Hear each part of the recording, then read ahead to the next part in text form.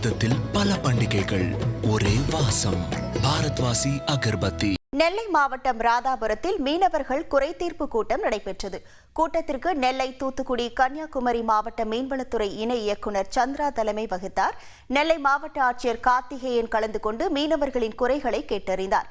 அப்போது தூத்துக்குடி, கன்னியாகுமரி விசைப்படகு மீனவர்கள் தங்கள் பகுதியில் அத்துமீறி மீன்பிடிப்பதாக மீனவர்கள் குற்றம் சாட்டினர். இதுகுறித்து எடுக்கப்பட்ட நடவடிக்கை என்ன என ஆட்சியர் அடுக்கடுக்கான கேள்விகளை கேட்டபோது திணறிய சந்திரா நடவடிக்கைகளை எடுத்து வருவதாக குறிப்பிட்டார்.